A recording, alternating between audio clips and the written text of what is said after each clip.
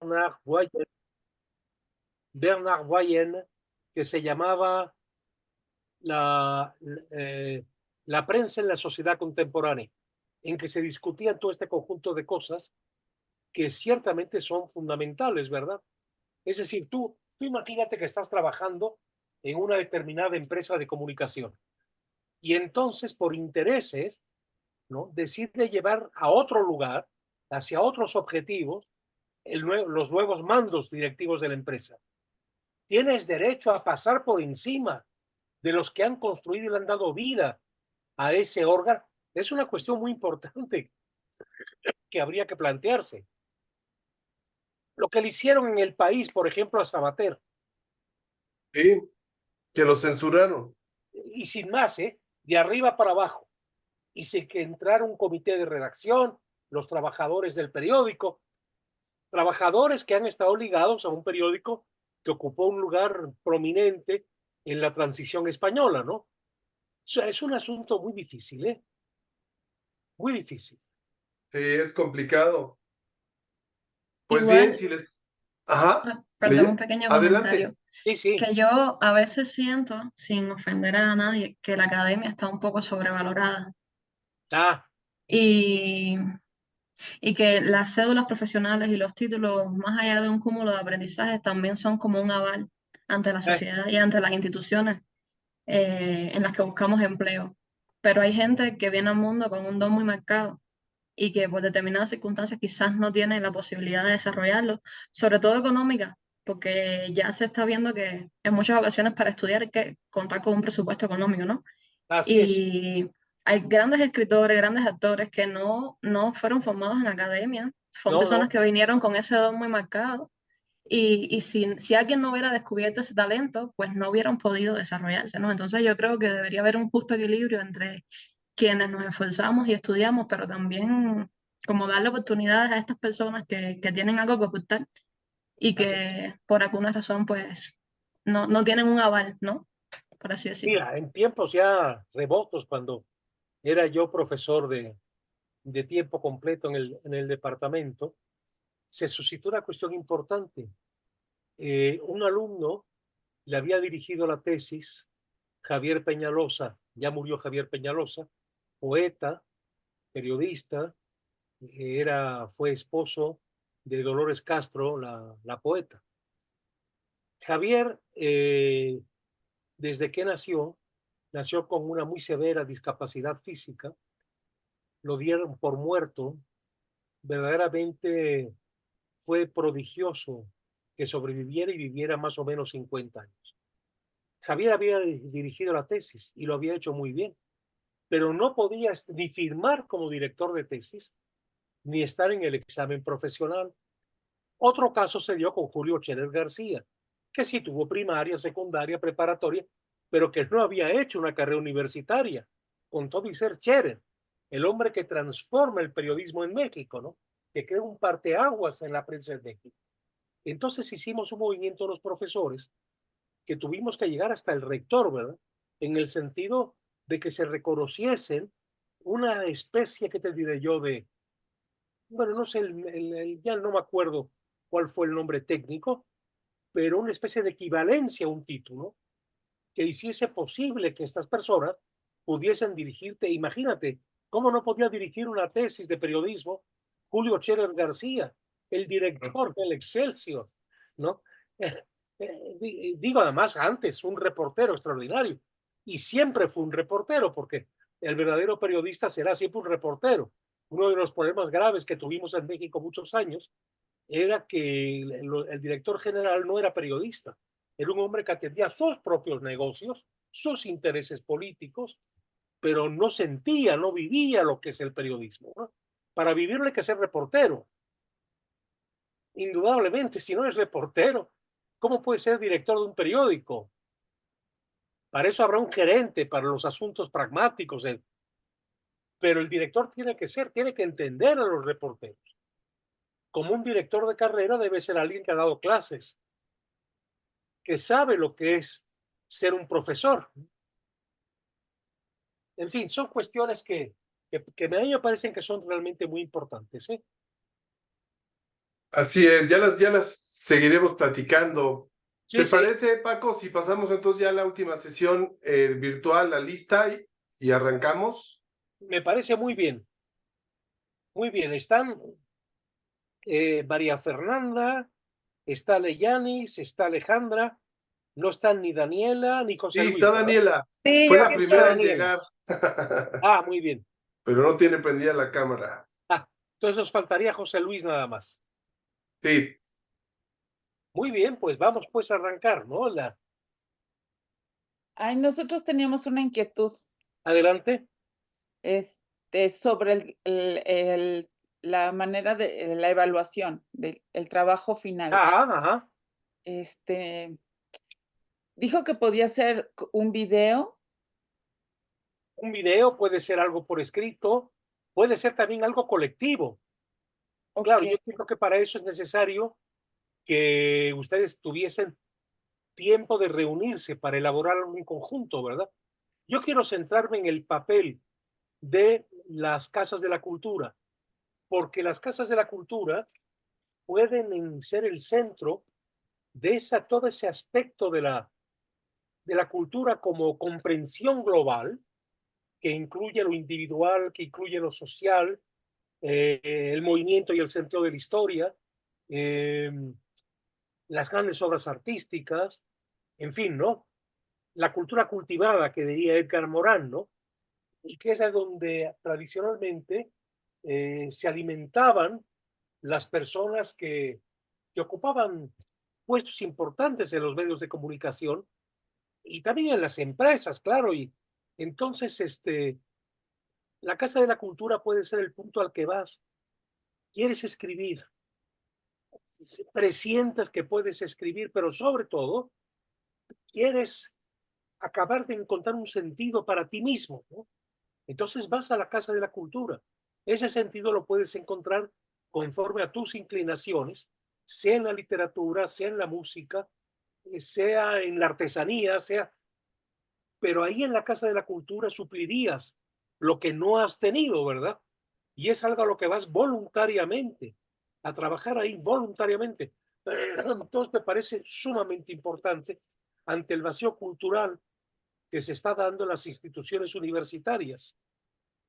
En fin, mira, cada vez que oigo estos políticos diciendo, y empezando por el presidente de la República, de que hay que crear, y Claudia Sheinbaum, más universidades. Oiga, pero ¿quién ha dicho usted que se pueden crear y multiplicar universidades? Usted sabe qué es la universidad. ¿Cuál sería el rol de la universidad en la sociedad? Puede haber muchos politécnicos, son fundamentales, pero la universidad es algo que está hablando de, una, de un amor a la sabiduría, de una integración de conocimientos, de un sentido de los conocimientos y sobre todo de una capacidad de integración de lo diverso. Bueno, entonces, eso es una universidad. No todo el mundo tendría vocación universitaria. Todos tenemos inclinaciones al hacer determinadas cosas. Yo puedo escribir artículos de periódicos y el otro puede hacer sillas o máquinas, en fin. Pero lo universitario está mucho más allá de todo eso.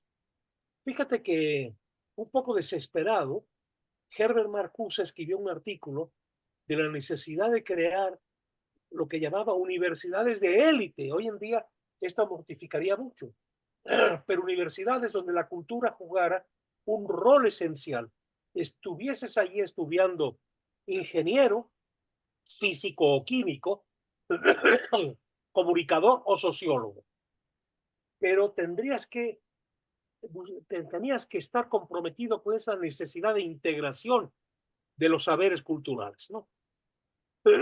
O sea, pondrían a la cultura en primerísimo lugar. Como diría Ortega, la cultura primero, la profesión después y por último la investigación. Porque para investigar tienes que tener cultura. De otra forma vas a ser una marioneta que va a manipular el maestro, porque tú no tienes elementos para hacer la crítica al maestro. Entonces te conviertes en un seguidor que dice lo que el maestro le dice, ¿verdad? o que le replica con muy pocos elementos. Entonces, eso me parece que es muy importante tomarlo en cuenta.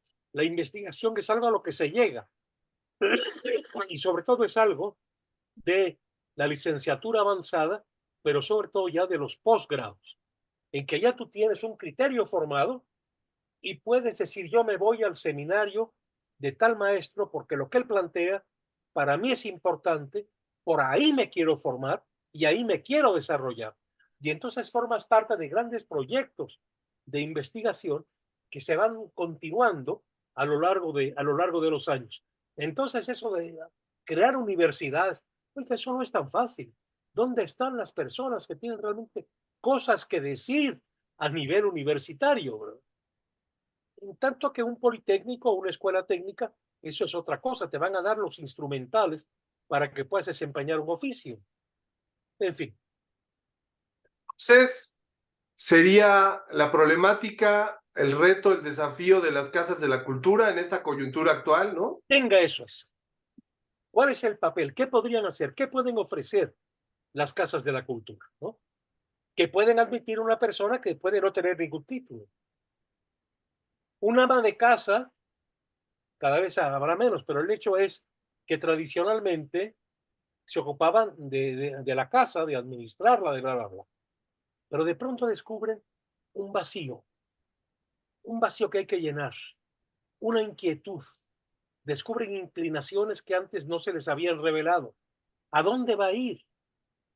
No tendría tiempo de hacer una carrera universitaria en términos generales, porque tiene que trabajar, porque tiene hijos, en fin. Pero sí puede ir a la Casa de la Cultura, donde hay seminarios, donde hay talleres, mañana, tarde, noche. Entonces tiene posibilidad de horarios, ¿no? Para iniciar un camino que va a ayudarla a, bueno, que la puede convertir en lo que ya traía potencialmente, ¿no? Una capacidad de hacer buenos libros, digamos, ¿no? Entonces, podríamos plantear unas preguntas que sirvan de guía para que ellas decidan si hacen video o un escrito entre todos, ¿no? Claro, Por ejemplo, podemos hacer alguna pregunta, unas 5 o 6 preguntas se me ocurre. Una primera sería, ¿por qué surgió la idea de las casas de la cultura, ¿no? Que ya hemos visto esto así en es, las sesiones, ¿no? ¿Por qué surgió la idea de las casas de la cultura? ¿En qué contexto surgió esa idea, ¿no? ¿Por qué así y en es, qué contexto, ¿no? así es. Luego una segunda pregunta de ¿cuáles A son ver, los objetivos o la función o la razón de ser de las casas de la cultura? Podría ser, esto ¿no? es, esto es, de acuerdo, sí. Y al mismo tiempo, Luego, esta ajá, quiere plantear algo, esta eres Daniela, ¿verdad? No, no, tú que eres... Fernanda está tecleando junto a su cámara, por eso se ve su perdón, yo dedo. pensé que quería... Ya. No, perdón, es que mi cámara está abajo y estoy escribiendo Bueno, las está bien, preguntas. está bien. Tercer pregunta sería sobre las cualidades o puntos positivos de las casas de la cultura, ¿no? Que De tienen acuerdo. varias. Ya mencionaste ahorita varias, ¿no? La accesibilidad, la flexibilidad, se Que ajusta a tiene que los estar en tiempos de las cualquier parte y que personas. deberían estar en cualquier parte. Casi no Claro. debería haber un municipio, digamos, que no tuviera una casa de la cultura. Una quinta pregunta podría ser las desventajas o inconvenientes que tienen las casas de la cultura, porque los deben de tener, ¿no? El Sí, y bueno, presupuesto, manejarlas los con inteligencia, especialistas. claro, manejarlas con inteligencia y con practicidad no será fácil tampoco, ¿eh? Ahora, Paco, tú que tienes experiencia en ese terreno, en México, ¿cuál es la situación de las casas de la cultura? ¿Son insuficientes? ¿Están solo asociadas al Estado, a los gobiernos municipales, estatales, federales? No, es un caos. Lo mismo, hay lugares donde funcionan muy bien, que hay otros donde no hay nada, que hay otros donde no se tiene idea cuál es el objeto de una casa de la cultura, etcétera, ¿no? Es decir, tendría que haber una política de casas de la cultura. Entonces podríamos poner una última sección que fuera el problema de las casas de la cultura en México y algunas propuestas Sí, para para su implementación. promoverlas, para Así su es. implementación adecuada, ¿no? Algo así. Esto es de acuerdo. Estas preguntas fueron 6, 7. Ajá. Son 7.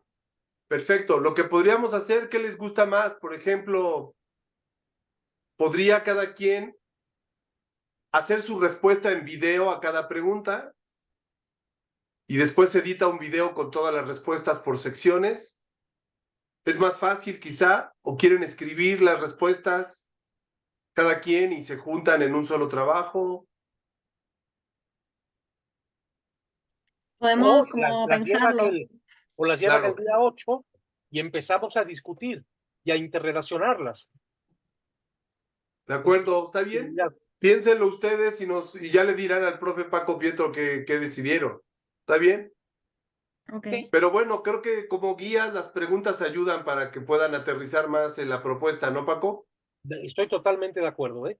Una pregunta, Totalmente de acuerdo. hay muchos, ahora hay unos pilares, se llaman, que hay en casi todas las colonias, 200 y tantos en la ciudad, de la Ciudad de México, y ahí se dan, o sea, muchas cosas, pero no sé si son como casas de la cultura, si es lo mismo, Yo creo que sí. porque O ahorita hay sea, todos estos pilares, y luego antes había, el sexenio pasado había, ay, los faros del saber y los demás. faros, los centros de artes y oficios. Sí, yo creo que definiendo Casa de la Cultura se puede ver hasta qué punto estos proyectos se ajustan o no a... Porque puede que el nombre cambie, ¿no? Incluso el concepto de cultura, incluso Claro, en algún país podría no llamarle cultura, llamarle de otra forma, o no casa, sino centro, o sea, pero claro. creo que el espíritu del proyecto, ¿en qué texto se fundamenta la creación que se propuso en Francia de la Casa de las Culturas, Paco? Mira, la idea fue de André Malraux, que fue ministro de la Cultura. Y ya no me acuerdo yo, me acuerdo que me entusiasmé muchísimo, me encantó la idea, pero han pasado años, imagínate, el presidente de Francia era el general de Gaulle, ya ha llovido desde entonces a la fecha, ¿no? Pero a partir de ahí se empezaron a extender en todos los países europeos, en América también, ¿no? Y, y centros culturales, nada más que lo importante es que sea un centro donde tengas posibilidad de diversidad de opciones, digamos. Porque la SOGEM, por ejemplo, la SOGEM realiza una labor interesante, pero para escritores, la Sociedad General de Escritores de México, ¿no? Ustedes saben que es una asociación en la cual si tú escribes para televisión o radio, etcétera, te haces socio y se encargan de cobrarte tus derechos de autor, por ejemplo, te pueden, lo que has escrito, te lo pueden dejar como propiedad intelectual tuya, ellos ocupan del trámite, etcétera, etcétera. Pero además dan talleres de narrativa o talleres de dramaturgia. Pero lo importante sería que no fuera solamente eso, sino que fuera, y además, en la SOGEM, por ejemplo, han dado tradicionalmente a lo largo de su historia clases Vicente Leñero, Humberto Musacchio, el novelista Humberto Guzmán, Rafael Héctor Solana, Mande, Rafael Solana. Rafael Solana, Dolores Castro, en fin. Eh, pero la idea es que sea un centro que no solamente esté centrado en una vía de expresión, sino en todas en principio, ¿no? Es decir, que tú pudieras tener opciones, que sea un centro para el desarrollo de la expresión, no importa en qué línea, ¿no? Y al mismo tiempo sería un modo también de atraer a personas que son personas cualificadas en lo suyo, pero que no tienen un título universitario y por tanto no son admitidas en una universidad para dar clases. O son admitidas, pero con un sueldo más bajo o en condiciones de absoluta desventaja, etcétera. Entonces, la Casa de la Cultura podría ser ese lugar donde esta gran cantidad de personas puedan ejercer. Mira, por ejemplo, Carlos Monsiváis no tenía ningún título, ninguno, ¿no? Y sin embargo fue un ensayista muy importante, como todos ustedes saben, sobra decirlo. Ignacio Solares tampoco. Leñero era ingeniero, él sí podía entrar a la universidad, Es decir, tú puedes entrar a dar clases si las cosas no han cambiado y hasta donde yo sé, si eres ingeniero, aunque des clases de bellas artes, de la historia de la danza, digamos, ¿no? Pero tú eres ingeniero. Pero si tú realmente eres alguien que ha hecho, que ha practicado una escritura, un arte cualquiera, y ya ha tenido reconocimiento, no eres recibido en la universidad por no estar recibido. Son absurdos, ¿verdad? Pero que se dan. La Casa de la Cultura es algo que elimina factores burocráticos que suelen entorpecer muchas cosas y estar abierto a personas que van con un objetivo muy claro de lo que necesitan, donde hay personas que aman eso que enseñan y por eso van, para encontrarse a personas que comparten ese interés. No, podríamos continuar, viendo los porqués, las bondades, pues, de una casa de la cultura. Muy bien, perfecto. Pero mira, ya para mí el asunto Gracias. se vuelve de interés y y vuelve importante que se discuta, porque las universidades cada vez olvidan más lo que fue su origen, el amor al saber, la discusión de la cultura, ¿no?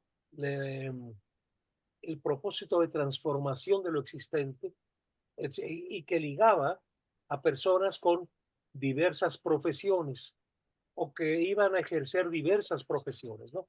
Ante ese desinterés, ese alejamiento de lo propiamente cultural de las universidades, eh, que se van volviendo tecnológicos, cada vez es más necesaria una institución que supla esa terrible carencia que tenemos en sociedad.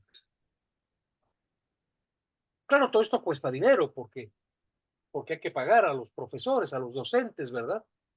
Y también hay que pagar ese edificio donde se van a dar los talleres, donde se van a realizar los trabajos, etcétera, etcétera. Pero a mí me parece que es una necesidad que nuestra...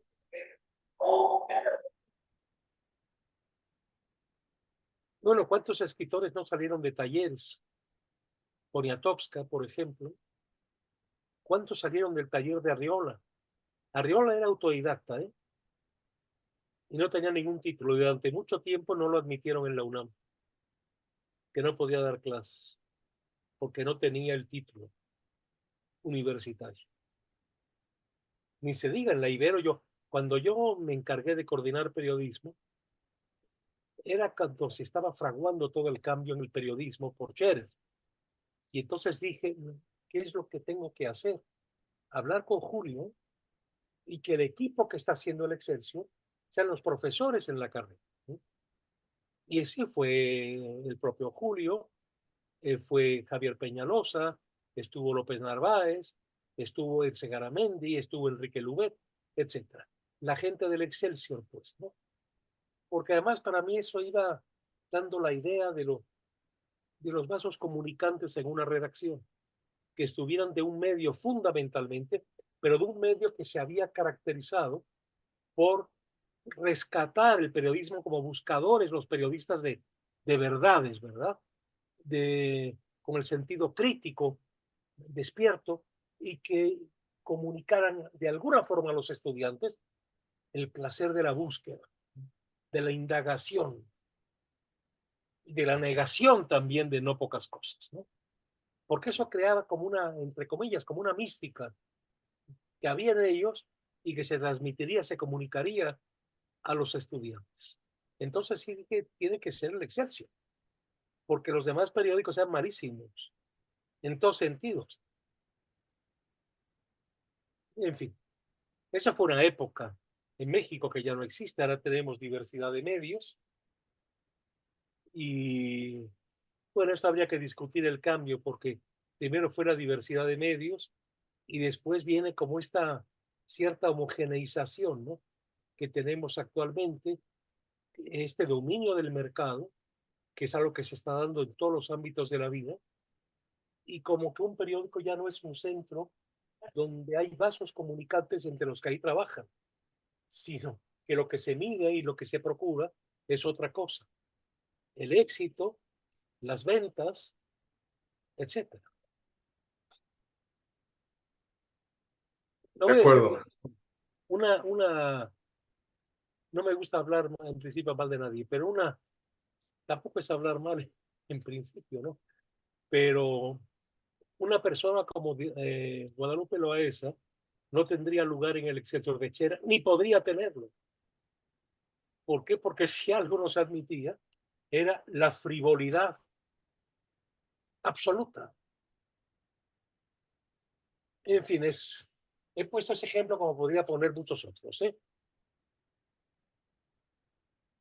el Excelsior de Cheddar tampoco te ibas a encontrar a nadie fascista, sea de derechas o de izquierda, entre comillas, ambas cosas, ¿no?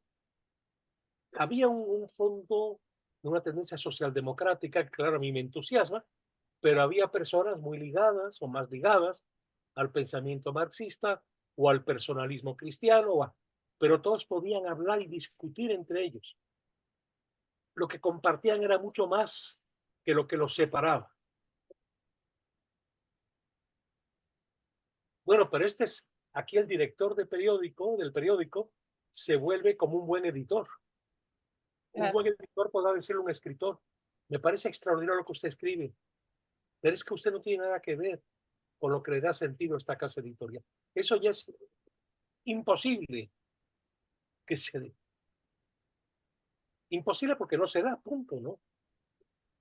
¿Dónde está el editor que tiene un proyecto cultural en su editorial?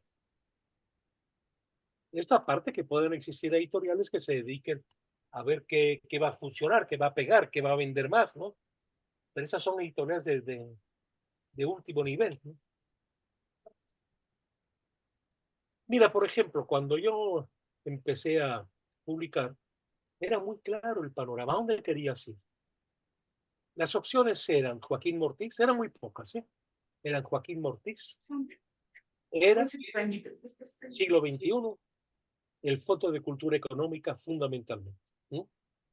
El Fondo de Cultura ya sabías que era una burocracia muy grande, que tenías, si te aceptaban el libro, tenías que ser muy paciente, que ibas a tardar muchos años en que el libro, ya con el visto bueno, pudiera aparecer, etcétera. Si ibas a siglo XXI, como Orfila veía en cada persona un posible agente de la CIA, pues si tú no estabas claramente identificado con una izquierda activa y bla, bla, bla, mejor ni vayas. La editorial tenía mucho sentido de la forma y al mismo tiempo también de algún grado de entusiasmo, digamos, por las corrientes de la izquierda, etc. Era muy claro que eso te daba la posibilidad de ver a qué puerta podías tocar.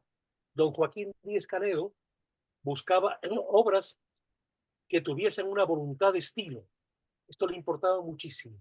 Y al mismo tiempo, o una búsqueda de la belleza per se, o planteamientos muy inteligentes sobre el drama humano, sobre los problemas humanos. Yo, por supuesto, le toqué la puerta a don Joaquín. Me quedaba muy claro que era el lugar donde yo debía publicar, pero así todos y cada uno de los que escribíamos en aquellos años sabíamos a qué puerta había que tocar para publicar un libro, ¿no? En fin, hoy en día no es así. Hoy en día, para empezar, los editores no están al tanto de los autores que ahí tienen. Todo está delegado y tiene una funcionalidad que los libros se vendan. Entonces te puedes encontrar dónde está el corazón, el centro, el núcleo de las diversas editoriales que controla Planeta o que controla Penguin a través de Alfaguara y de muchas otras. ¿Dónde está el núcleo, el corazón? Es justo lo que dice en el artículo que nos acaba de mandar por correo el profesor Samuel. Ah, qué interesante. Yo no tuve oportunidad de leerlo porque Que pues es el hoy yo, mercado, ahora ya es el mercado. así es, así es. Sí, muy bien. Fíjate, les voy a poner un caso de historia de historia de las editoriales en México en los últimos años. Don Joaquín Díez-Canedo, claro que tenía muchas dificultades para sacar económicamente adelante su editorial. Lo resolvió con dos cosas. Nunca lo pudo resolver plenamente, ¿eh? Una, que encontró un bestseller, lo que se llama un bestseller, que escribía bien. No era un gran escritor en cuanto a escritura, que uno diga, hombre, qué maravilla. Lo voy a poner como ejemplo a estudiantes de español, ¿verdad? Pero bueno, armaba las historias, ¿no? Y podía leerlo cualquiera, que fue Luis Pota. Luis Pota vendía tantos libros que gente que habitualmente no leía, o en casas donde no había libros, podías encontrar los libros de Pota. Vendía tanto, que ayudó a sostener a que se pudiera publicar a José Emilio Pacheco, que no vendía nada. Y es un gran escritor, ¿eh? Tengo una gran estimación, una gran admiración al poeta y también al novelista. Total cuentista en cuanto a narrador, ¿no? Pero quien sostenía un libro que, como Morirás lejos, para muchos su mejor novela, tardó 10 años en agotarse una edición de 3.000 ejemplares. Bueno, Spota, porque Spota vendía al año 15.000, 20.000, 40.000 ejemplares, ¿no? La otra cosa fue los cuadernos de Joaquín Mortiz, que en un momento de crisis de la editorial tuvo la idea, él o otra persona, pero lo importante es que él la asumió, de buscar temas que nos importaba mucho a universitarios, a personas preocupadas por lo que pasaba en el país, etcétera, y se invitaba a una gente muy capacitada y que escribiera muy bien, a escribir en términos muy sencillos su posición frente a tal problema. Así Daniel Cosío Villegas, el gran historiador Cosío Villegas, el gran académico Cosío Villegas, publicó El estilo personal de gobernar, que se vendió muchísimo.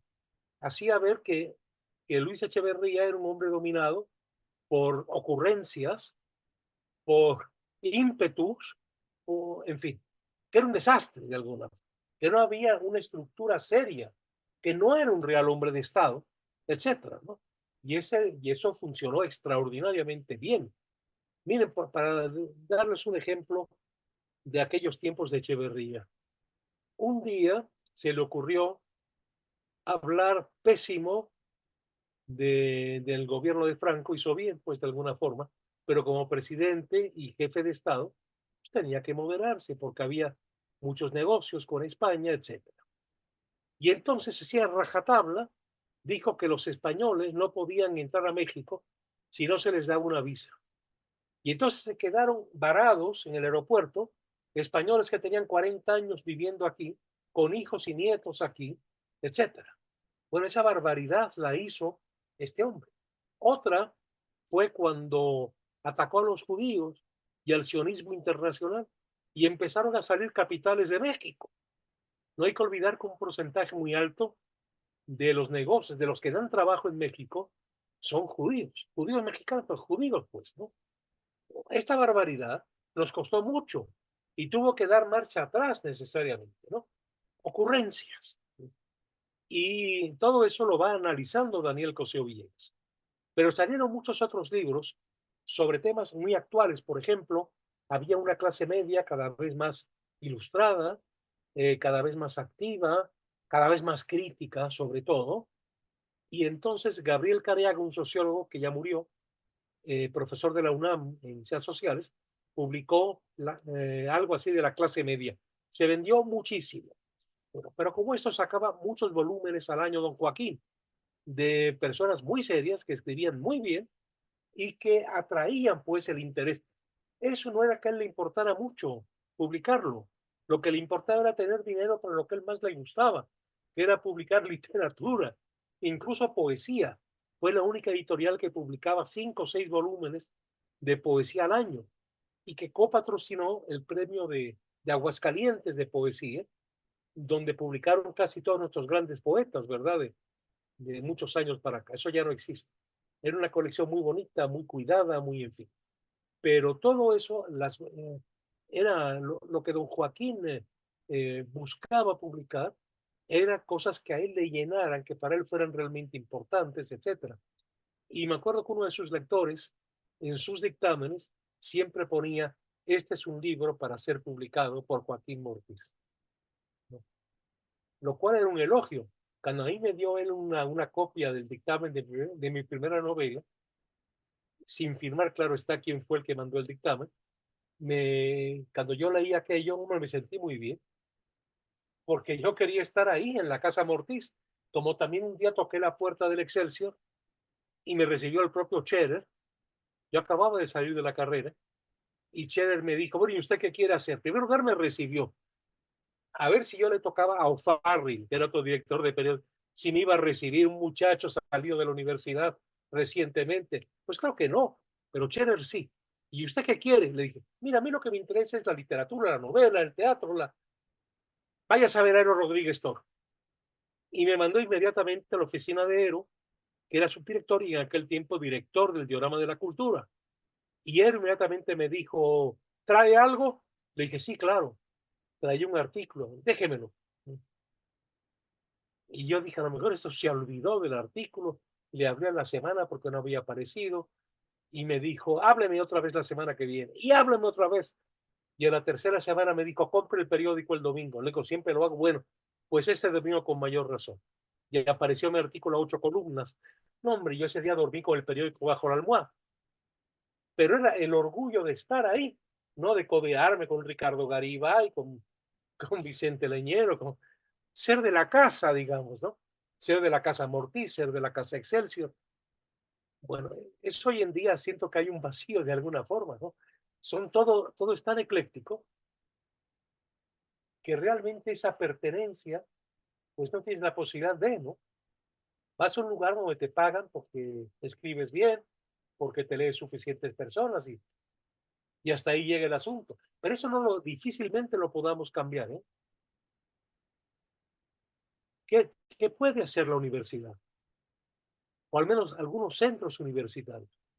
Procurar dar una educación de tal nivel ligada al entendimiento de lo que es eso que se llama cultura, que salgan de ahí personas con una sensibilidad muy formada que distinga lo que vale de lo que no vale. Y hasta ahí podemos llegar. Pero claro, si formas a una élite directiva, pues hombre, estás de alguna forma eh, anticipando, pues, que va a haber medios de una mayor calidad. ¿Por qué no te lo puedes permitir? Yo no me puedo imaginar a Carlo Ponti produciendo una película de Orol, porque no sé, lo abominaría nomás de verla, porque su buen gusto, su formación cultural, la formación del gusto, lo llevaría al rechazo de una película de ficheras, de aquellas en las que actuaba Sacha Montenegro, por ejemplo, para poner un caso. Una persona formada en humanidades no puede, no. Buscaría, claro, es un hombre de negocios que busca ganar dinero, que busca aumentar su fortuna, etcétera, etcétera, pero de buen gusto. Y eso ayudaría a subir finalmente el nivel general. Por eso la formación de las élites es algo que hasta se habla con desprecio, pero que es muy importante.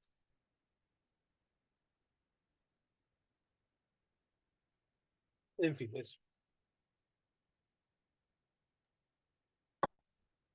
Pues si les parece, podemos pasar a dialogar sobre la última lectura.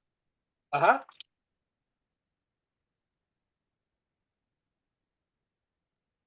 Digamos a partir, quisiera, tal vez de esto, una sociedad es siempre un escenario de proyectos en pugna. ¿Eh?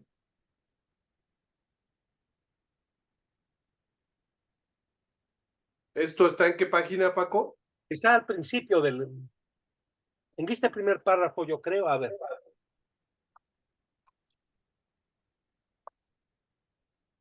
Sí, aquí está la frase. Las sociedades son el escenario de proyectos en pugna. Uh-huh.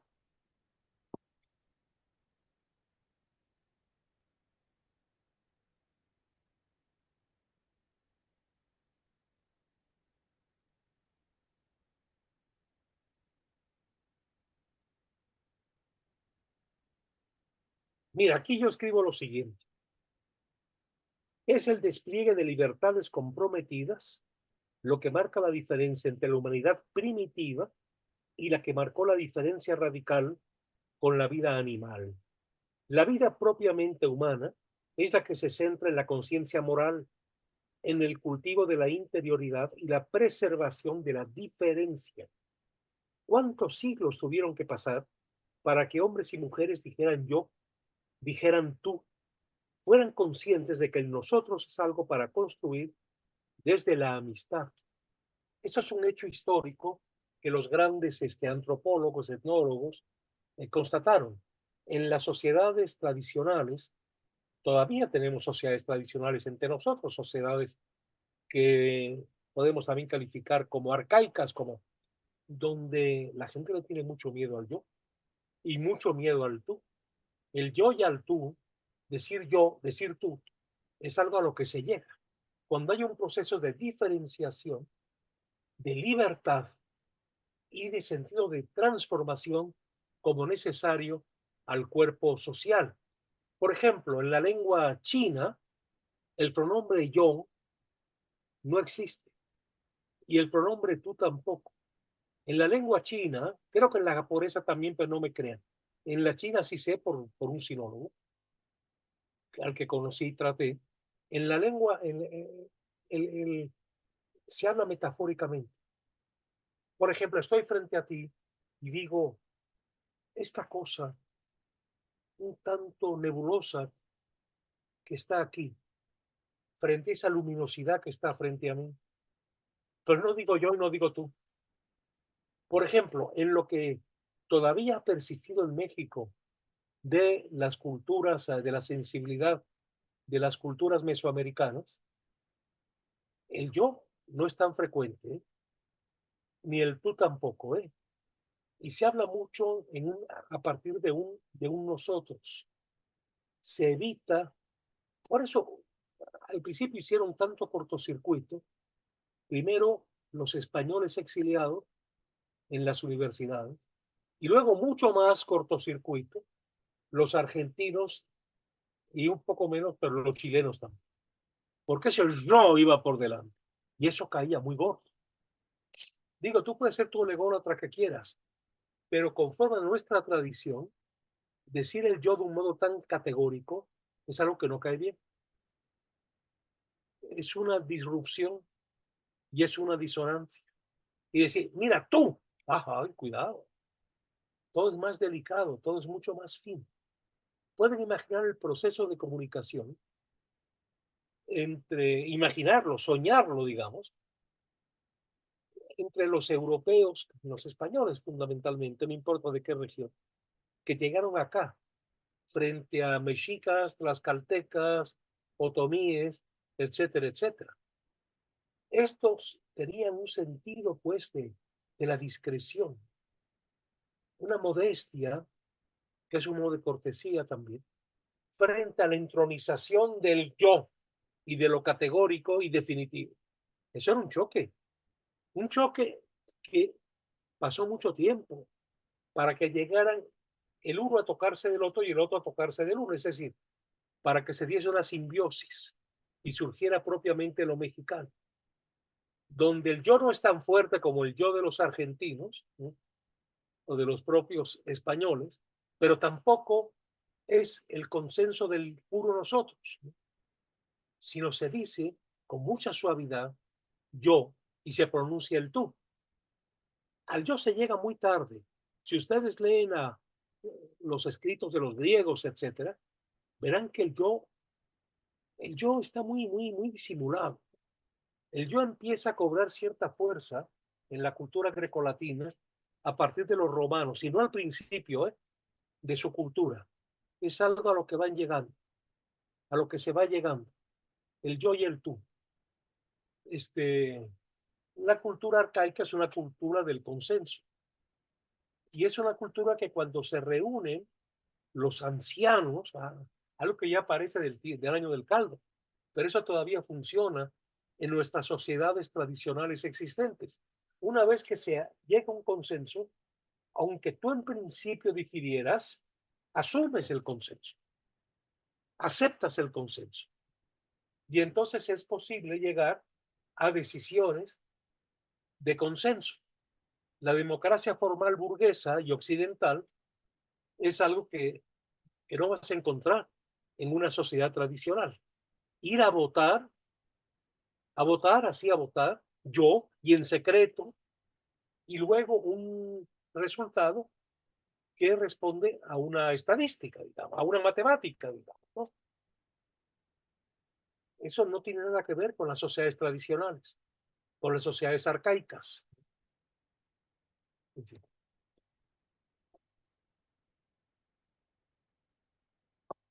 Nada más que ahora estamos en un momento en el cual, cuando se habla de individualismo es curioso, pero es un individualismo en el sentido de un hedonismo, de una búsqueda, de un oportunismo, de un arribismo, pero de ninguna forma de un cultivo de la persona, de un cultivo de tu vida interior, de verte a ti mismo como una obra de arte realizar.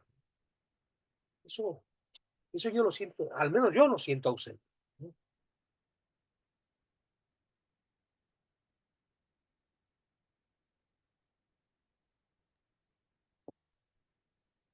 A ver, hay una serie de cuestiones con las que yo concluyo este artículo. Decía el filósofo Maritain y su mujer Raiza, que esto lo compartían profundamente, de que en el proceso del movimiento histórico siempre hay un proceso cualitativo positivo y también otro en que están los gérmenes de lo negativo, de la disolución y de la destrucción. O sea que así como se puede hablar de progreso, también se puede hablar del peligro de retroceso y de aberraciones que en los momentos de mayor esplendor empiezan a darse. Si nosotros analizamos el mundo actual, el mundo en el que estamos, nos vamos a encontrar con, y yo pongo nueve asuntos, el tráfico de órganos con el asesinato sistemático de infantes para su venta a los poderosos. Esto es un horror. Hablamos mucho de derechos humanos, no aguantaríamos que alguien nos llamara clasista o racista, pero sin embargo, el hecho es que este tráfico de órganos, asesinar para vender órganos, es una práctica en el mundo entero. El turismo sexual con la trata de adolescentes y aún de niños que la acompañan. Películas hemos visto, documentales hemos visto, reportajes hemos leído. La propagación de una cultura de la muerte con la concienciación, sin mayor ejercicio crítico, de que la mujer es dueña de su cuerpo y que el aborto es un derecho. La no distinción entre aceptar la muerte y no luchar contra ella, cuando el cuerpo y el alma la han asumido. Y la eutanasia o suicidio asistido por la simple razón de que no se tendrá ya la calidad de vida anterior a la enfermedad, sin tomar en cuenta a los prójimos para quienes el enfermo es una persona amada. Cuidado, no se puede generalizar y hacer todo jurídico, ¿eh? Yo estaría absolutamente en contra de cualquier condenación a una mujer que aborta. Esto que vaya por delante. Y también, por otro lado, hay casos en los que la familia no puede ya pagar más para mantener vivo a alguien que tendrá que morirse más temprano que tarde, en cuyo caso la generosidad es irse. Pero aquel que se va a ir por su propia voluntad debe atender a nosotros, saber cuando para los otros él es muy importante y que lo quieren cerca. Estas son cuestiones que habría que sobrepesar, que no se ven en los periódicos, que se plantee con esta densidad necesaria. Por otro lado, también, cuarto punto, el incremento de la corrupción sin distinción de nación ni de condición social. Un mundo dividido en ganadores y perdedores que hace caer sobre la mayoría el peso del fracaso y de la impotencia. Dicho de otro modo, sociedades construidas ajenas a la caridad y por lo tanto al ideal de la fraternidad. Andrés Gide, el gran escritor, yo lo cito mucho porque es uno de los hombres de mayor inteligencia que yo he leído, pues fue premio Nobel en el año 1947, novelista, ensayista, llevó un diario a lo largo de su vida. Un diario, cuidado, es un diario de como 3.000 páginas. Mi mujer y yo lo leímos Antes de dormirnos, no leíamos 4 o 5 fechas de la vida de él y luego ya nos dormíamos. De pronto había cosas luminosas y otras muy tontas. Sí, porque puede ser muy inteligente y de pronto decir cada tontera como nos pasa a todos, ¿verdad? Bien. André Gide, que era tan individualista, sentía como una obligación moral de luchar por los pobres, y se hizo miembro del Partido Comunista. Algo contradictorio, porque ¿cómo puede predicar una sociedad comunista alguien que lo que cuidaba era su yo, que cultivó su yo toda la vida? Pero lo hizo. Y entonces fue la Unión Soviética. Y como era un hombre radicalmente crítico, vio aquello que no veían los que iban para llenarse de entusiasmo. Y entonces vio cosas que molestaron mucho a las izquierdas de la época, especialmente a las izquierdas francesas. Y escribió en su diario: hay lugares donde se ha llegado a un grado importante de justicia social con la Unión Soviética, pero lo que no encontré fue caridad. Todo estaba programado, dictaminado, pretendidamente de un modo objetivo, etc. Y hay países, naciones, donde hay mucho que hacer por la justicia y donde hay mucha injusticia, como Francia. Pero en Francia todavía está viva la caridad. Este es un hombre muy inteligente que no tiene miedo a cosas que se pueden contradecir, que necesitan por tanto una solución. La capacidad de enfrentar la verdad, por dolorosa que esa verdad pueda ser. Hoy en día se predican la igualdad y la solidaridad, al tiempo que aumenta el abismo entre los que tienen demasiado y los que cada vez tienen menos. Se habla en muchas naciones de salarios mínimos, pero en ninguna, no importa el encuadre ideológico, no se habla de salarios máximos. El discurso es negado sistemáticamente por la realidad, lo que conduce a conductas esquizofrénicas. La aparición del angelismo. El castigo no sucede al crimen. No hay por qué asumir culpas. Todo lo que acaba por despojar de densidad a la vida de los seres humanos. La aparición del movimiento animalista. Si el buen trato a los animales es virtuoso y se debe fomentar, equiparar al ser humano con el animal es una barbaridad. Como nos enseñó Ortega y Gasset, un tigre es siempre el primer tigre, pero cada hombre carga el peso de la historia y es un artífice potencial del cambio. En efecto, pasaron miles de años para que el homínido se asumiera como hombre, o sea, como ser libre, generara la vida interior y la conciencia moral, a través del arte simbolizara necesidades espirituales, descubriera el pudor y que la sexualidad no obedecía a una simple necesidad biológica y reproductiva, dando lugar al erotismo. ¿Y qué es el erotismo? La poesía del amor. El animalismo se ha vuelto un fundamentalismo y como todo fundamentalismo es discriminatorio. No se trata de ser vegetariano ni aún vegano, porque a uno le va mejor o simplemente le gusta más. Se trata de que todos lo sean. Adiós, por tanto, corridas de toros, adiós animales en los circos, sin saber qué son las corridas de toros, ni distinguir el trato que cada circo da a los animales. Séptimo punto, la vivencia de la religión, porque a veces se dice, vivimos en un mundo donde hay verdadera religiosidad. Y en la vivencia de la religiosidad se ha vuelto una vía hedonista para aplacar el dolor, enfocada al bienestar, lo que libera de todo compromiso, de toda necesidad de profundización en lo relativo a la búsqueda de la verdad y de las verdades sustentables. 8.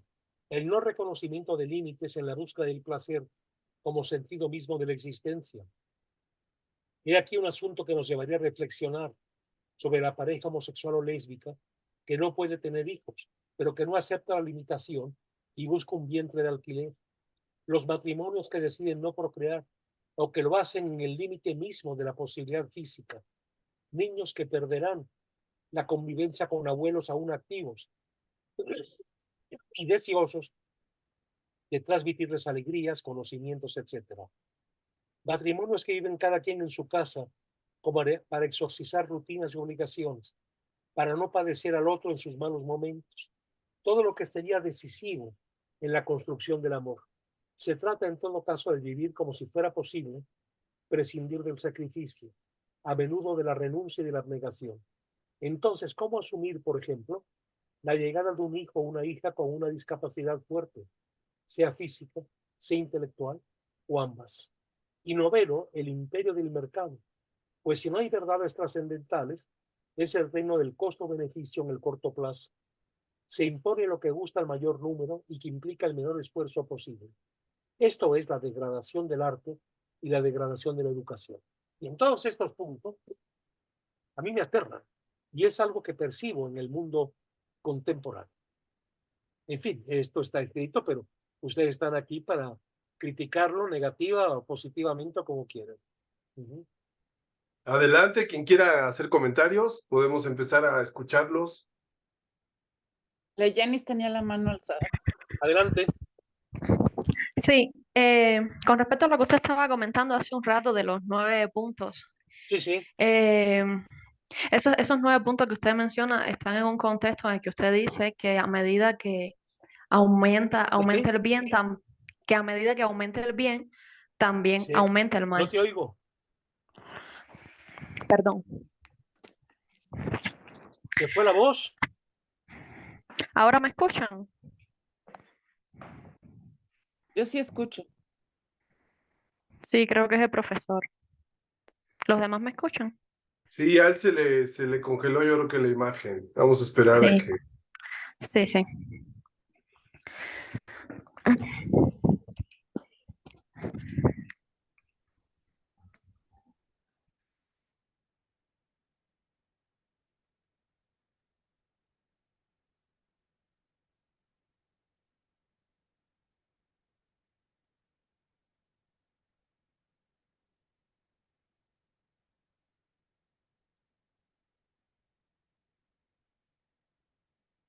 Ok, ya salió, va a volver. Ahorita que entre, seguimos.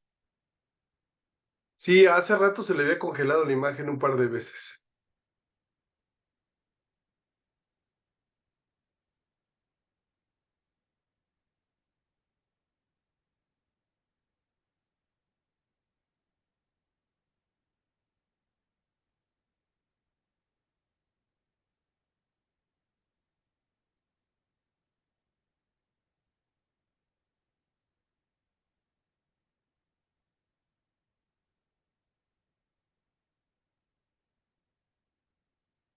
Se había congelado la imagen, ¿verdad? Sí, pero ya te vemos y escuchamos bien. A ver, Leyanis. ¿Me escucha, profesor? Te escucho ahora sí, ya por fin. Ok. Usted estaba comentando hace un rato sobre los 9 puntos de, por Ajá. ejemplo, la trata de órganos, la prostitución infantil, y usted dice en el texto que a medida que en una sociedad aumenta el bien, pues también aumenta el mal, ¿no? Así Y es. algunos de estos ejemplos son cuestiones como malignas en la sociedad. Entonces yo reflexionaba mientras leía eso en cómo es posible que algunos países de Europa, por ejemplo, Holanda, Finlandia, tengan un avanzado progreso social y una calidad humana bastante buena, excelente, por así decirlo, mientras que en países de América Latina la situación es diferente. No sé cuáles son las razones, imagino que es algo multicausal de por qué algunas sociedades avanzan más y otras se quedan atrás. Y por ejemplo, pienso en Holanda, como el índice de criminalidad ha bajado tanto que las prisiones, desde el 2014, algunas de las prisiones las han tenido que convertir en hoteles, en escuelas, porque prácticamente no hay presos. Y también en Finlandia, por ejemplo, las prisiones, o sea, hay una filosofía con el tema de los delitos y de los criminales, que ellos dicen que si una persona se trata como un animal, mientras cumple condena, pues se va a convertir en un animal. Entonces ellos dicen que ya con quitarles la libertad es suficiente, y que la idea es que en las prisiones ellos se sientan lo más cercano posible a cómo se sentirían en un hogar. Y se dice que en esas prisiones los presos tienen un nivel de vida más elevado que cualquier latinoamericano promedio. Estamos hablando de prisiones en las que prácticamente no hay seguridad, en las que los guardias de seguridad son mujeres y no van armados, en que cuando los presos llegan les quitan las esposas y los saludan con la mano, personas que tienen wifi, que tienen televisión, que tienen una buena alimentación. Los ventanales, por ejemplo, normalmente vemos aquí en América Latina y en otras regiones también, que las prisiones prácticamente no tienen ventanas. Los presos pierden la noción del día, de la noche, del tiempo. Y en esas prisiones de Europa, pues hay grandes ventanales que no tienen seguridad. O sea, y yo me pregunto, ¿hasta qué punto esas personas llegan a adquirir un nivel de conciencia tan grande en el que no es necesario pues tener ningún método riguroso de seguridad, donde las ventanas no están clausuradas y ellos pudieran escaparse, sin embargo no lo hacen porque tienen una conciencia de que cometieron un crimen y deben pues cumplir? Y como en América Latina la situación es completamente diferente, como a los presos de la Mala Salvatrucha, por ejemplo, no se les puede tratar de esa forma. Entonces me pregunto, pues, y por ahí va mi reflexión, ¿no? ¿Por qué en algunos países, en cuestiones de bien y de mal y de progreso histórico, se avanza tanto y en otros, pues, estamos un poco más rezagados? Sí, es un problema terrible, tremendo. Desde luego que aquí la educación juega un papel fundamental. No solo la educación y también las formas de productividad, ¿verdad? Eso es muy, eso es muy importante, pero esto es vamos a ver también el otro lado, ¿eh? Porque no es necesariamente plenamente el paraíso, ¿eh? Hay que analizar las formas de alcoholismo en la población, de suicidios, de depresiones, etcétera. Es decir, no todo es perfecto, pero eso que dices tú es muy importante y a eso tendríamos que aspirar y luchar por ello en la mayoría de o en todos los países de la América Latina en cuestión de grados también, ¿no? Todo es complejo, es decir, nunca veremos el mundo con una solución total de todos los problemas que existan. ¿Por qué? Porque somos libertad y porque eh, se dan una serie de cambios que requieren respuestas diferentes. Por ejemplo, mira, voy a poner un ejemplo muy pedestre. Durante muchos años, cuando hacíamos largas colas en México para cuando había una película de estreno que interesaba a muchas personas, eran colas larguísimas en los cines, en el cine Roble, el cine Latino, el cine Chapultepec. Me acuerdo de los cines que estaban casi todos en el Paseo de la Reforma. Y en esas largas colas para conseguir boletos, y no había de otra, no había, ¿cómo se llama? Ticketmaster. Había que frenarse. Mientras estábamos haciendo la cola, estaba el organillero, que siempre tocaba lo mismo, la violetera, Bésame Mucho, etc. Pero uno lo agradecía. No, yo me acuerdo de darles dinero con mucho gusto. Esa es, no te puedes imaginar un organillero en un centro comercial en Cinemex. De hecho, ya no hay. Ahora se paran en las calles, pero la mayor parte de las personas tenemos radio u otro aparato para oír lo que se nos pega la reverendísima gana y tiene uno que cerrar la ventanilla para no oír al organillero y darle porque pobre hombre, esto es una forma de desprecio, pobre hombre así se gana la vida. Pero una sociedad que piense en el ser humano, que piense en el otro, no debería buscar una vía de salida de educación musical mayor para que dignamente, con un sentido de utilidad de lo que hace, de dar gusto a los otros con lo que hace, se dignificara la vida de los cilindreros. Es un ejemplo, como podemos aducir muchos otros. Es la sociedad que se ocupa, que atiende pues al otro.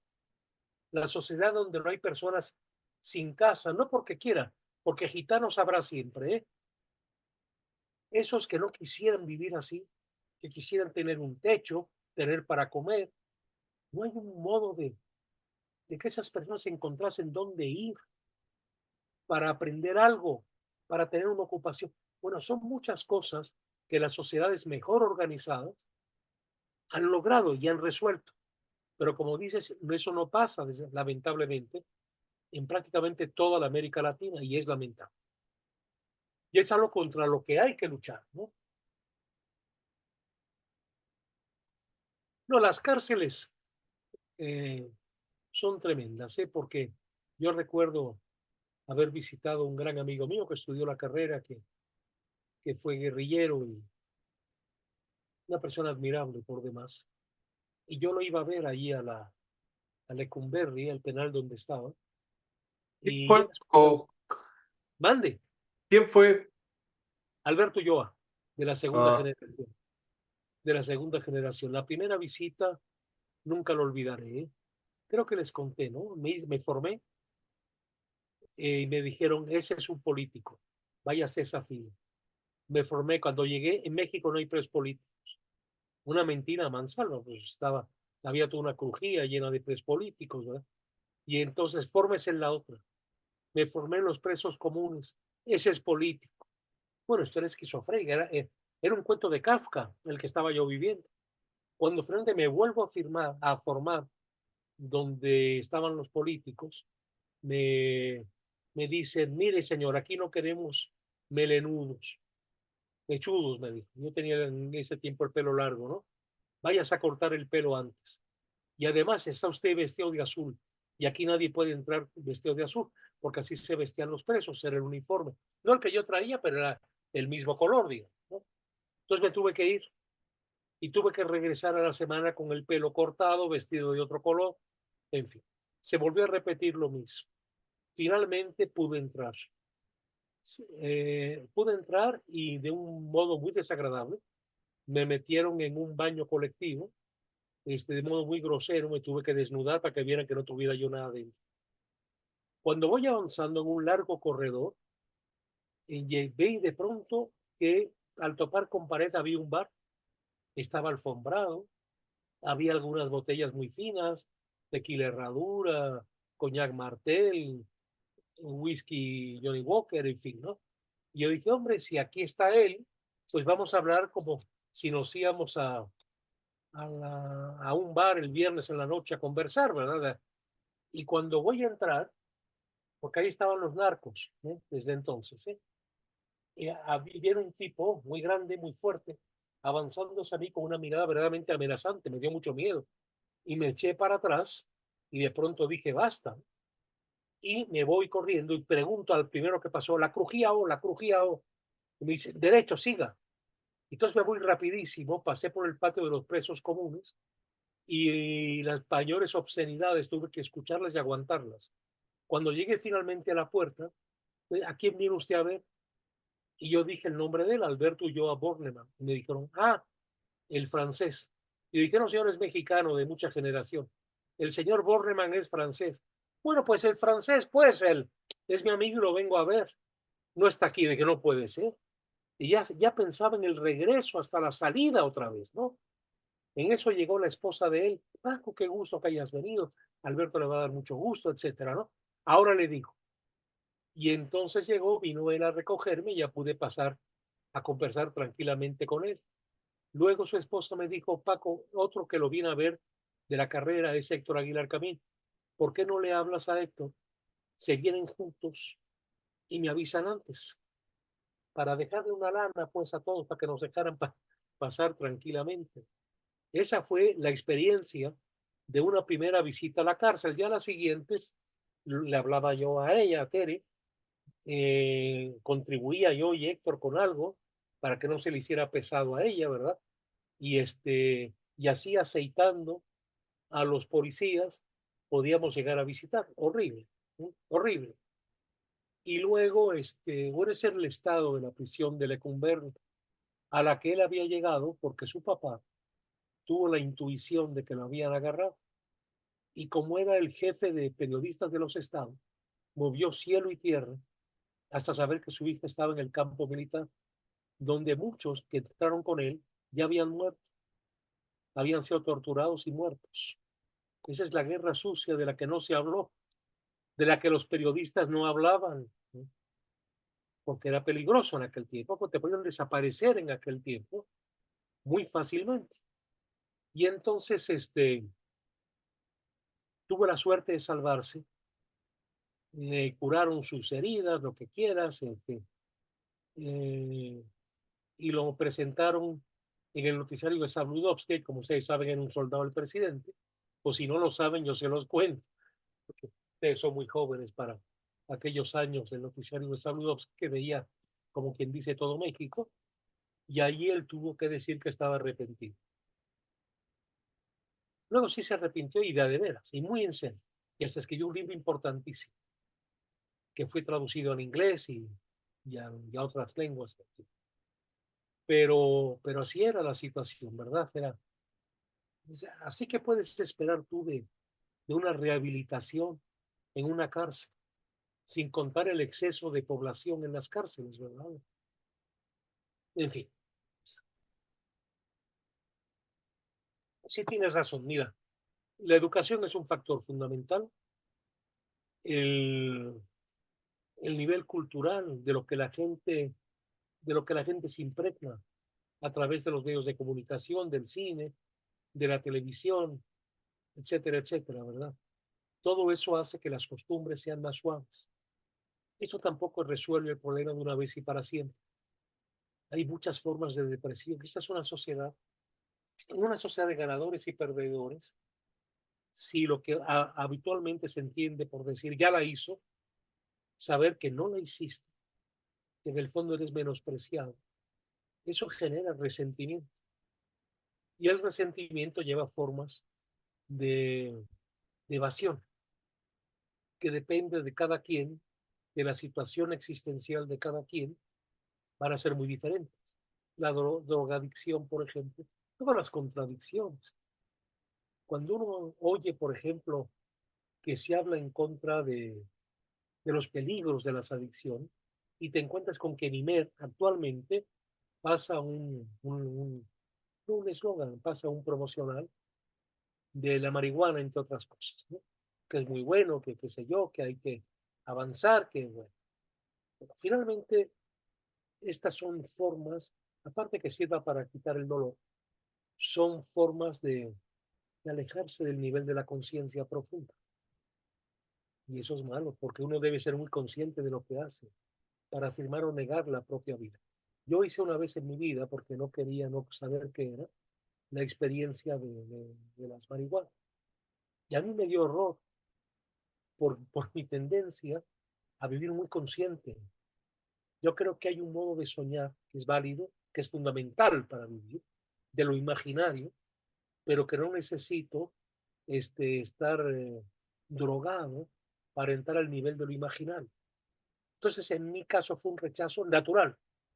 Y me alegra de saber qué era y qué efecto producía, ¿verdad?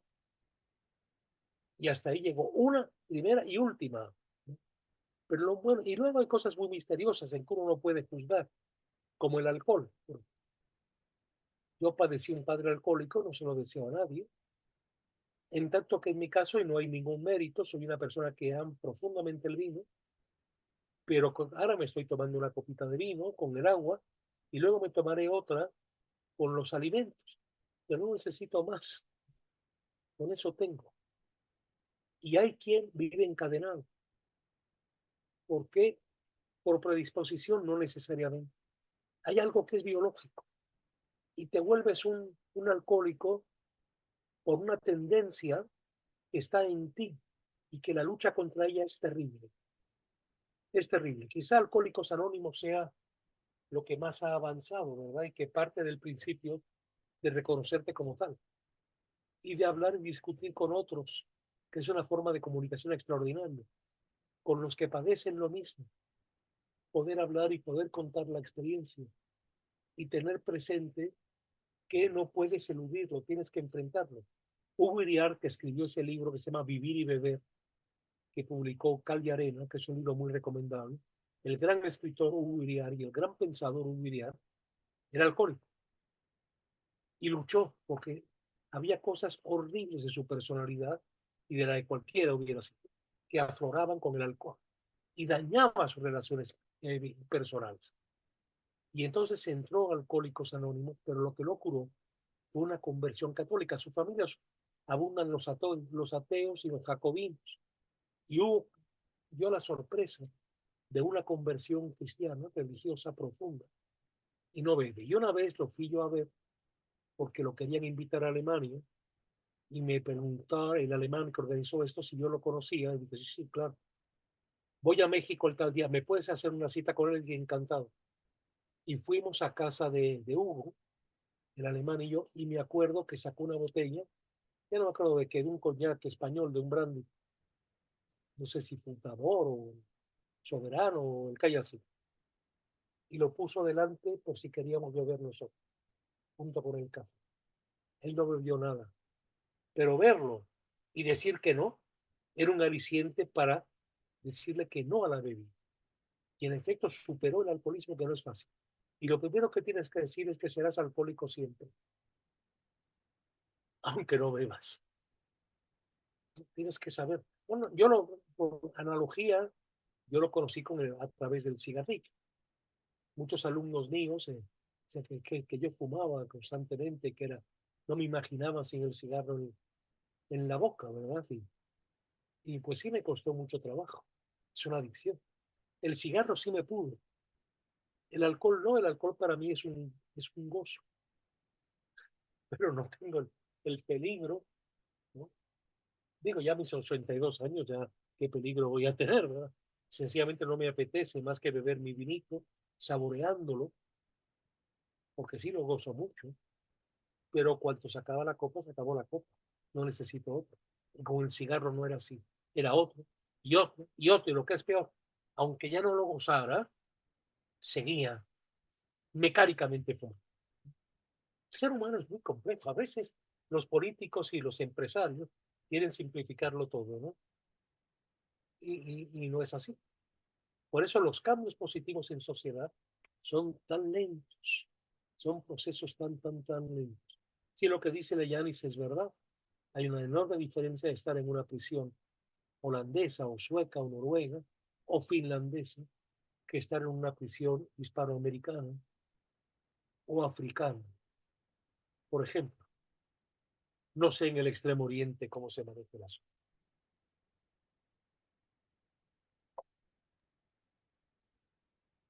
¿Alguien más que quiera comentar sobre la lectura?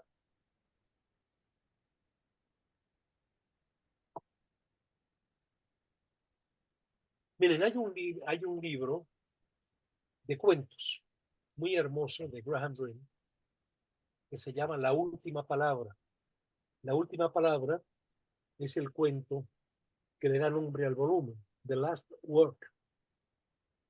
Y resulta que en un momento en que ya se ha abolido la religión, en que se han cerrado las iglesias, etc., el último papa andaba escondido hasta que lo agarran preso. Y escribe Graham Greene lo siguiente: el último papa ya ni siquiera sabe qué es ser papa. Es prisionero de un gobierno dictatorial de alcance mundial. Pero es también un hombre al que un accidente borró la memoria. Era el antiguo papa y ya padece amnesia. El general al que se ha encomendado la orden de ejecución y que conoce la historia considera que vale más, en efecto, matarlo. Él permanece atado a un libro, al libro sagrado. Presiente que lo van a ultimar y busca el consuelo en el libro, lo único a lo que permanece vinculado. Lo abre como para ganar fuerza y sucede que la página que aparece ante sus ojos es precisamente la que leía una y otra vez a lo largo de su vida consagrada.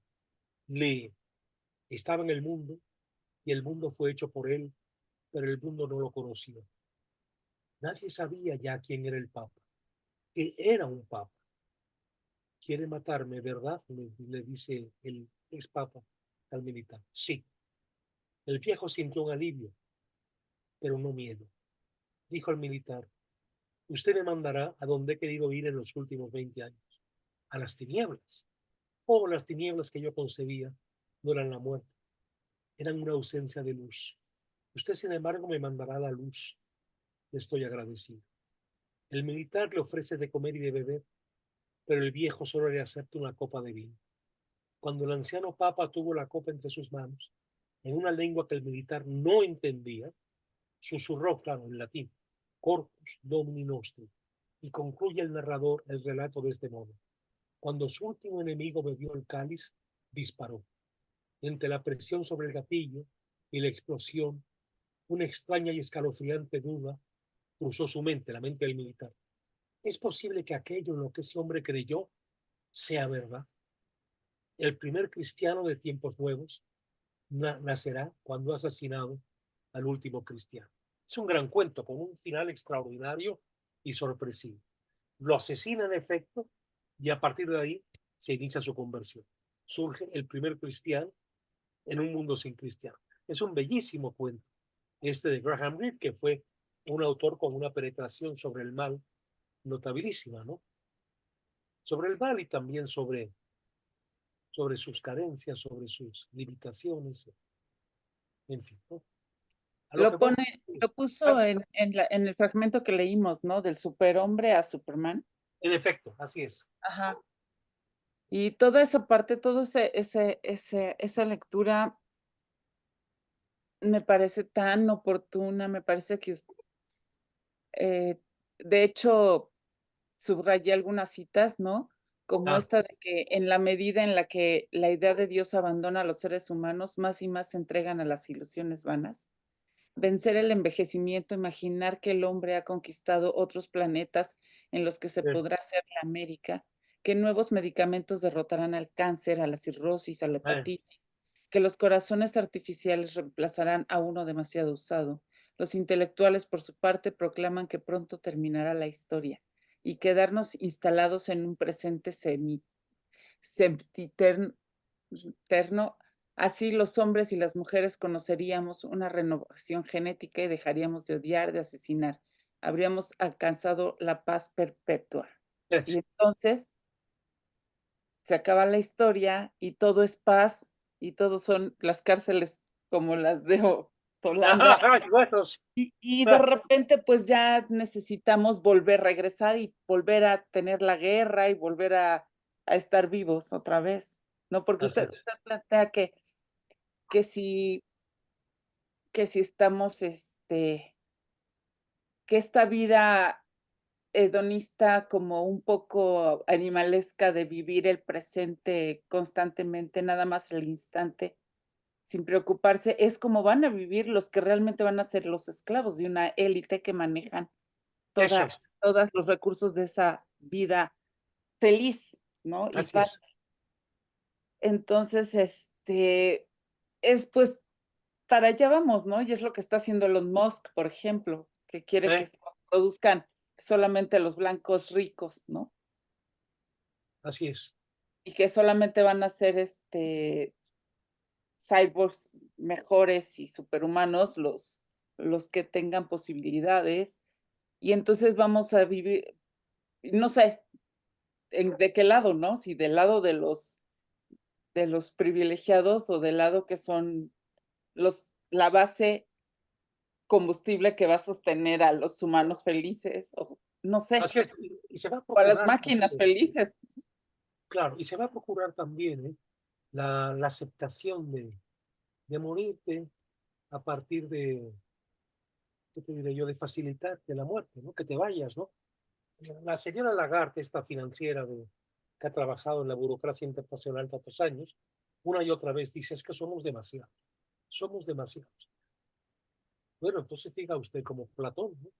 Bueno, si somos demasiados hay que exterminar pues, a muchos, ¿no? Todos los que sobran, ¿no? Es horrible, porque es la ruptura, ¿no? De todo lo que da sentido a una humanidad, de, vamos, a una humanidad que pudiese estar orgullosa de sí misma. Pero fíjate, cuando cayó el muro de Berlín, cuántas personas, especialmente de las derechas, decían, ya se acabó el comunismo, la amenaza, bla, bla, bla, ¿no? La sociedad lineal, el puro progreso tecnológico, la sociedad neoliberal, ¿verdad? El resultado es que cada vez aumentaba más la diferencia entre los que mucho tenían y los que no tenían nada, y volvieron a darse conflictos. Y lo que es peor es que las formas de totalitarismo que agarran el poder a partir de denunciar las realidades ingratas en las cuales se vive, ni siquiera están amparados por un sistema bien estructurado de ideas que lleve de alguna forma el sentido de una humanidad a construir. El populismo es la vulgaridad absoluta. sin ningún sistema, sin ningún pensamiento que lo respalde, a partir de la construcción de mentiras eslabonadas una con la otra. Es muy triste lo que sucede, muy triste lo que está sucediendo. Y yo me pregunto, bueno, y si hubiese esta posibilidad de que los comunicadores, ¿verdad?, tuvieran esta sensibilidad, esta percepción de estos horrores y empezaran a trabajar, ¿no?, con una toma progresiva de conciencia, ¿no?, de la mayoría de los seres humanos que, tocados por la tristeza y por el aburrimiento, atiendan a esas llamadas de atención, ¿verdad? Es algo de lo que se puede hacer si tuviéramos un cine, no cada vez técnicamente mejor, lo cual es un hecho, sino cada vez más hondo, ¿no?, en el que no se puede, decía Gide, vuelvo a mencionar a Gide, con buenos sentimientos no se puede hacer una obra de arte. Y tenía razón. Es decir, hay que partir de la realidad en su complejidad, no matizarla, no decir palabras mágicas. Ay, es que Jesús es amor. Al que dice estas cosas, te dan ganas de pegarle y no ves lo que está pasando en el mundo. ¿Cómo puedes decir tan tranquilamente? Es que Dios es amor y va. Bueno, hay que ver lo que estamos viviendo. Hay que ver lo que estamos viviendo y a partir de esa realidad ver qué se puede hacer para una transfiguración, para una transformación. Usted cuando escribe que ya no hay conciencia de origen y destino, ¿qué es exactamente lo que quiere decir? Sí, bueno, ¿qué te diré yo?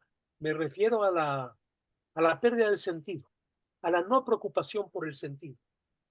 Recuérdate que lo que dijo Víctor Frankl, ¿no?, el psicoanalista, de lo que dijo: el porcentaje más alto de mis pacientes vienen porque no saben por qué viven, no saben para qué viven, se han pasado la vida sin saber para qué viven.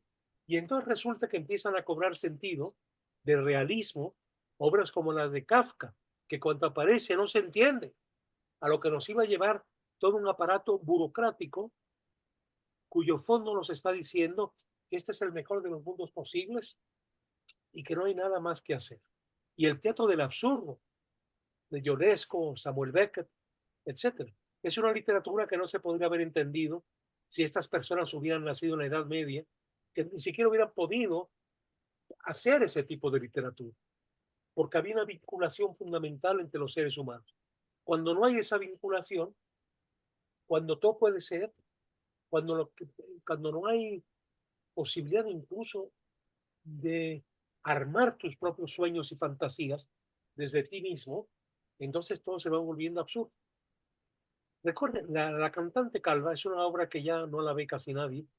No sé si todavía está en París, donde se estrenó en el Teatro Hachette. Estuvo como 30 años en escena, en parte porque había gente que iba de turista a conocer París. Y uno de los atractivos era ver la cantante calva, la primera obra del absurdo. Pero es una obra que no tiene sentido y tiene mucho sentido en el fondo.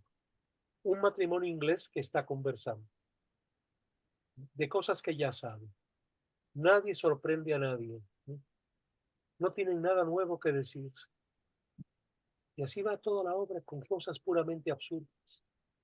Nada, es que nada hace sentido. Pero ahí van tirándola, ¿no? Y así finalmente va pasando una hora y media de representación, entretenidísima, porque Ionesco es un maestro del diálogo y nos mantiene en tensión todo el tiempo. Pero en fin, ese teatro no se hubiera entendido en el siglo XIX. La gente lo hubiera bucheado. ¿Por qué aguantó en la segunda parte del siglo XX? Porque ya se estaba viviendo colectivamente el absurdo de muchas cosas. En fin, eso.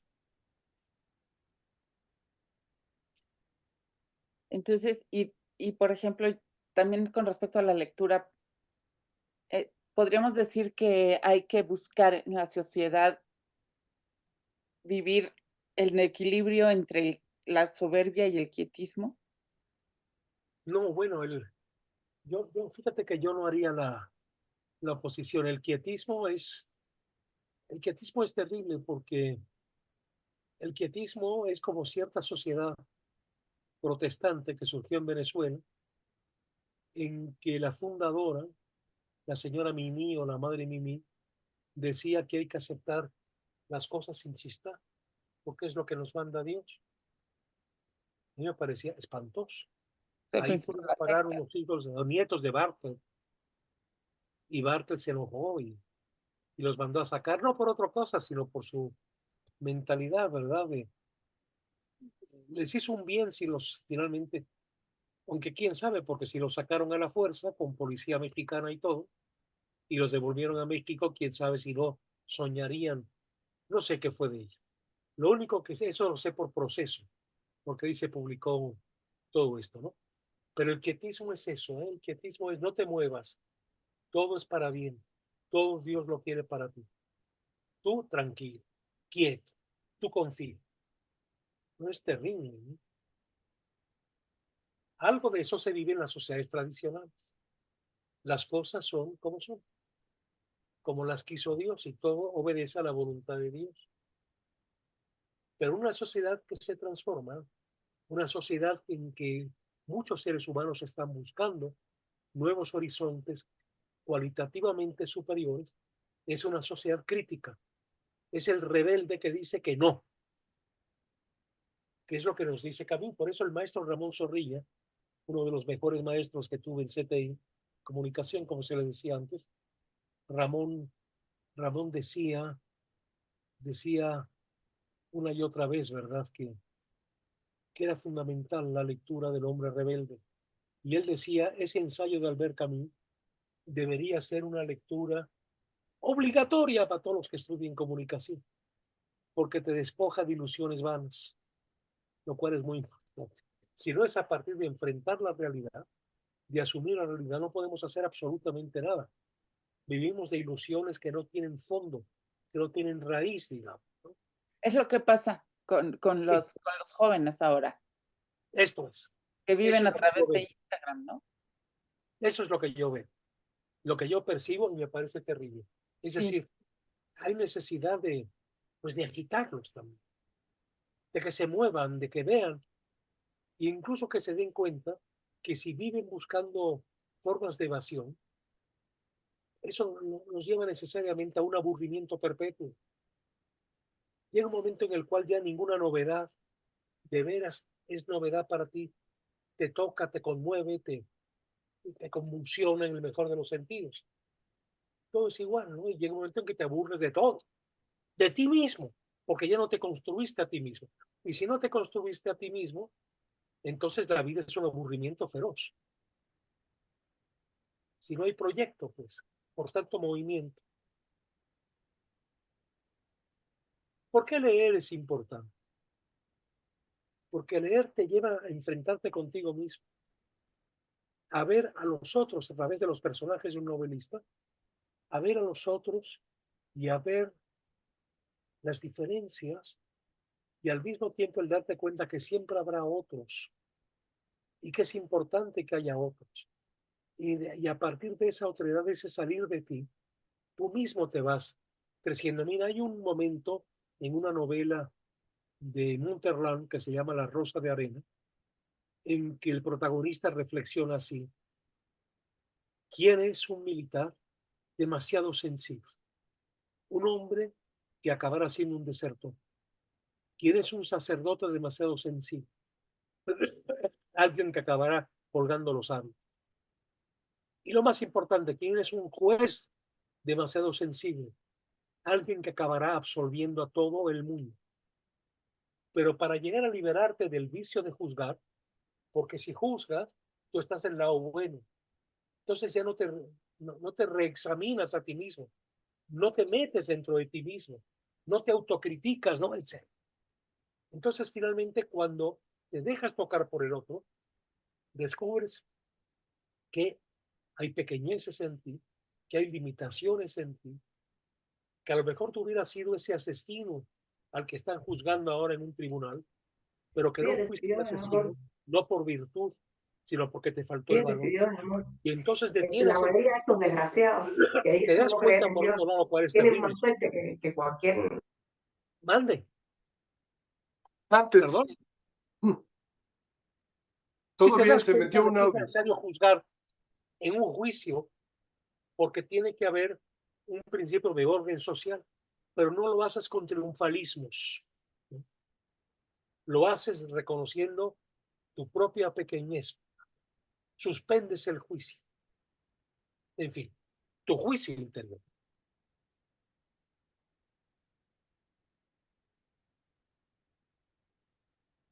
En fin. Bueno, pues ya prácticamente podemos dar por concluida esta sesión, ¿no? Y vernos para discutir y hacer pues el encuentro final, ¿no? Daría para el miércoles 8 de mayo a las 15 para las 7 de la noche, ¿está bien? Por mí a la hora que me digas, ¿eh? Adelantamos una hora como habían pedido, esperando que José Luis pueda llegar. Empezaríamos a las 7, ¿está bien para ustedes? Para mí está bien. Por Sí, mí para mí perfecto. también. Por mí Perfecto. perfecto. Ajá. Entonces, están las preguntas que ya anotaron. Ustedes se ponen de acuerdo para ver qué deciden. Si hacen un video o hacen un texto. Y se lo entregarían al profesor Paco ¿en qué momento? ¿Un día antes? ¿2 días antes? No, el mismo día, ahí lo leemos. Podemos tener todo el tiempo para discutir, ¿no? Ok, perfecto. Ujú. ¿Alguna duda o pregunta? No. ¿No? Muy bien. Perfecto, pues, Muy buenas estimado noches. Paco, muchas gracias. Que tengan un buen 1 de mayo y nos vemos el 8. Así es, nos Bueno. vemos en 15 días, Paco. Muchas gracias. Gracias, ustedes. bye. Gracias. Gracias, buenas noches. Ustedes. Que descanses, Paco. Lo mismo tú, Samuel. Hasta luego.